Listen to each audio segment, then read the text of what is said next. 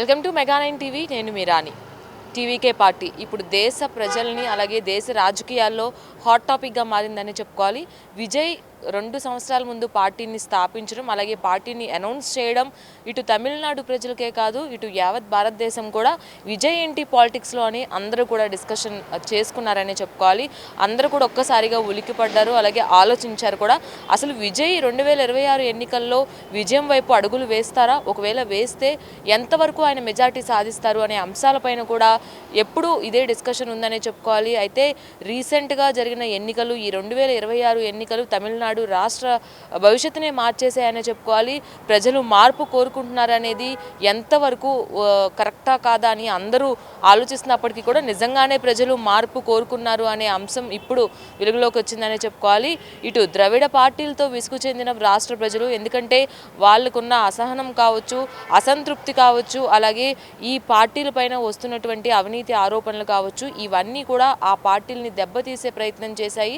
అయితే డిఎంకే, అన్నా డిఎంకే రెండు కూడా వరుసగా మారుతూ కూడా ఆయా ప్రభుత్వాలు పరిపాలిస్తూ వచ్చాయి. కానీ కేవలం 2 సంవత్సరాలే అయింది టీవీకే పార్టీ పెట్టిన తర్వాత మొదటి ఎన్నికలు ఈ 2026 ఎన్నికలు. అయితే ఈ ఎన్నికల్లో త్రిముఖంగా అయితే ఈ పోరు జరిగింది.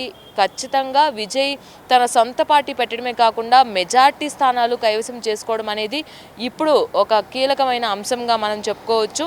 మెజార్టీలో అది కూడా స్టాలిన్ని సైతం తన పోటీ చేసిన ప్రాంతంలో ఓడించడము, అలాగే అక్కడున్న టీవీకే అభ్యర్థే గెలుపు అంచులో ముందుండడం కూడా ఇప్పుడు మనం గమనించాల్సిన విషయం. అదేవిధంగా ఫస్ట్ నుంచి కూడా విజయ్ చెప్తూనే వచ్చారు, నేను ప్రజల కోసమే పార్టీ పెట్టాను, ప్రజల సమస్యల కోసమే పెట్టాను, అందరిలాగా అవినీతి చేయడానికో లేదంటే ప్రజల్ని అసంతృప్తికి లోను చేయడానికో కాదు అని ఆయన అనేక ప్రసంగాల్లో పార్టీ పెట్టినప్పటి నుంచి చెప్తూనే వచ్చారు. అయితే ఈ తమిళనాడు రాజకీయాల్లో ఇప్పుడు ఈ అత్యంత భారీ మెజార్టీ అనేది ఇప్పుడు 2 ద్రవిడ పార్టీలకి కూడా కనువిప్పుగా మారబోతుంది. ఎందుకంటే ప్రజల్ని మోసం చేసి అన్యాయాలు అలాగే అక్రమాలు అవినీతులు చేస్తే ప్రజలు ఖచ్చితంగా బుద్ధి చెప్తారు అనేది ఇప్పుడు తమిళనాడు రాష్ట్ర రాజకీయాల్లో మనకు కనిపిస్తున్న పరిస్థితి. అయితే ఈ ఎన్నికల్లో మెయిన్గా విజయ్ని ముందుకు తీసుకువెళ్ళింది ఏదైనా ఉందంటే విజయ్ పేద ప్రజలకు అలాగే ప్రత్యేకించి మహిళలకు తన మేనిఫెస్టోలో అధిక ప్రాధాన్యం ఇవ్వడమే అని చెప్పాలి.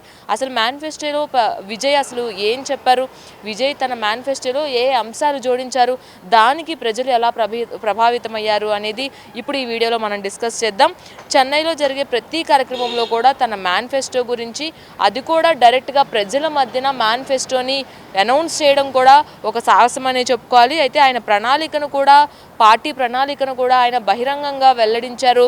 ఖచ్చితంగా పార్టీ భవిష్యత్తులో గెలిస్తే కనుక ప్రజలకు ఏ విధమైన భరోసా ఇస్తుంది అనే అంశాలపైన కూడా ఆయన ఖచ్చితమైనటువంటి ప్రణాళిక ప్రజల ముందు పెట్టడం జరిగింది.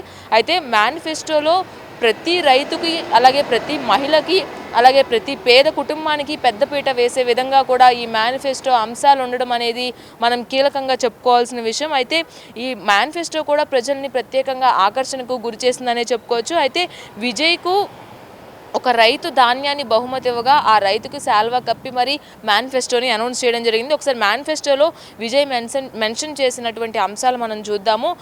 ప్రత్యేకించి మహిళల కోసం ప్రత్యేక పథకాలు అయితే ఇందులో ప్రకటించడం జరిగింది.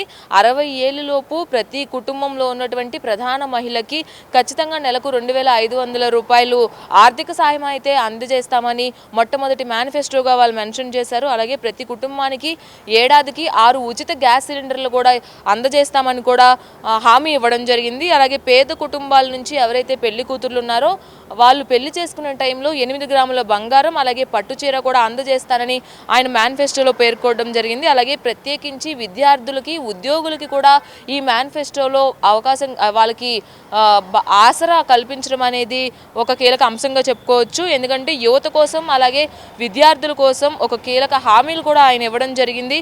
నిరుద్యోగాలు ఎవరైతే ఉన్నారో వాళ్ళకి 5 లక్షల ఉద్యోగాలతో పాటు 5 లక్షల ఉద్యోగాలు తీసుకురావడంతో పాటు ఎవరైతే నిరుద్యోగులు ఉన్నారో వాళ్ళకి దాదాపుగా నెలకి 4,000 రూపాయలు నిరుద్యోగ భృతిగా కూడా ఇస్తామని చెప్పారు. అలాగే ఐటీఐ లేదా డిప్లొమా పూర్తి చేసిన వారికి 2,500 రూపాయలు ఇస్తామని విజయ్ తెలపడం జరిగింది.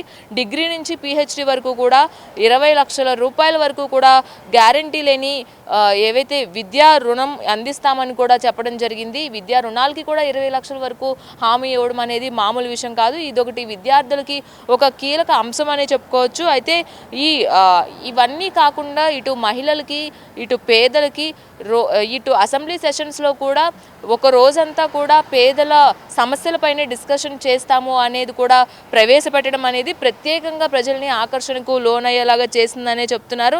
అలాగే ప్రభుత్వ సహాయ పాఠశాలలో చదివే విద్యార్థులకు ఎవరైతే ఉన్నారో వాళ్ళ తల్లిదండ్రులకి డ్రాప్ అవుట్ నివారణ కోసం కూడా ఏడాదికి 15,000 రూపాయలు అందజేస్తామని ఆయన చెప్పడం జరిగింది. దాంతోపాటుగా 100 ప్రత్యేక ప్రమాణాలు పాఠశాలలో ఆయన ప్రవేశపెట్టనున్నారు. అన్ని జిల్లాల్లో కూడా ప్రభుత్వ రెసిడెన్షియల్ స్కూళ్ళు అలాగే ఏఏ ఆధారిత ఉచిత పోటీ పరీక్షల శిక్షణ కూడా అందజేస్తామని చెప్పారు.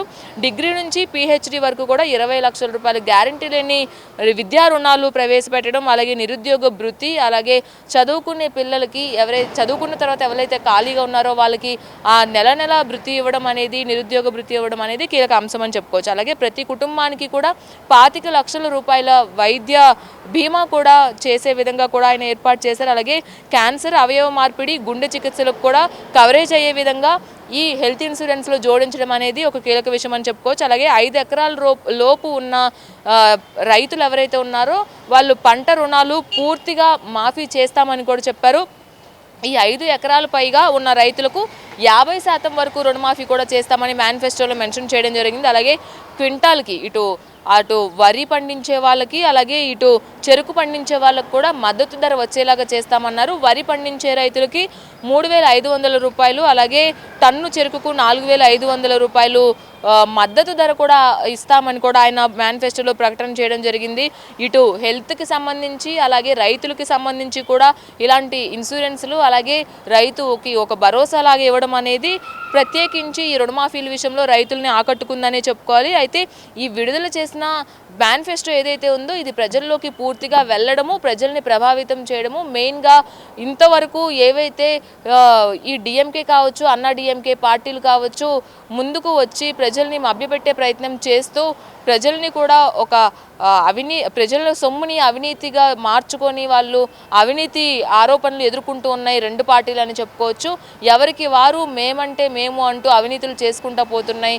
కాబట్టి ఆ అవినీతి చేసిన కార్యక్రమాలను కూడా విజయ్ ప్రజలలోకి తీసుకువెళ్లారు. అలాగే నేను ఎవరితో కూడా పొత్తు పెట్టుకోను, నేను సొంతంగా నా కాళ్ళపైన నేను నిలబడి పార్టీ పెట్టాను, ఇలాగే ఒంటరి పోరాటం చేసి ఎప్పటికైనా సరే నేను గెలిచి సీఎంగా అధిష్టానాన్ని అయితే నేను ఇప్పుడు ప్రభుత్వాన్ని అయితే ఏర్పాటు చేస్తానని ఫస్ట్ నుంచి కూడా విజయ్ చెప్పిన పరిస్థితి అయితే మనకి కనపడుతుంది. అదే మాట కూడా తమిళులని ఆకర్షించిందనే చెప్పుకోవాలి. ఒంటరిగా పోరాటం అనే అంశం పైన కూడా ప్రజలు ఎక్కువగా ఆలోచించిన పరిస్థితి ఉంది. మెయిన్గా మహిళలు కావచ్చు, విద్యార్థులు కావచ్చు, అలాగే విజయ్ ఫ్యాన్స్ కావచ్చు అత్యధికంగా భారీ మెజార్టీతో వాళ్ళు విజయ్ని గెలిపించుకోవాలి అనే అంశంలో వాళ్ళు ఈ మెజార్టీ పోలింగ్ అనేది జరిగిందని చెప్పుకోవాలి. అలాగే కౌంటింగ్ ప్రక్రియ కూడా అదేవిధంగా ఒక్కసారిగా ఊపందుకుంది. విజయ్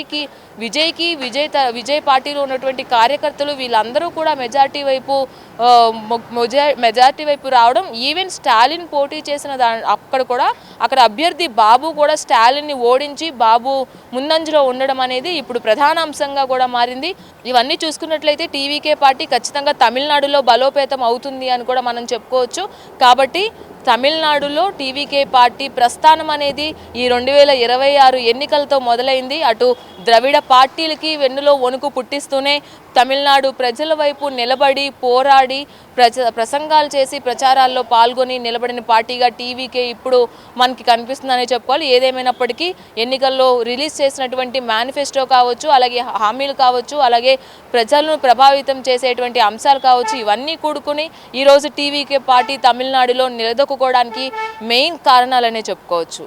ఇలాంటి మరిన్ని వీడియోస్ కోసం చూస్తూనే ఉండండి మెగా 9 టీవీ.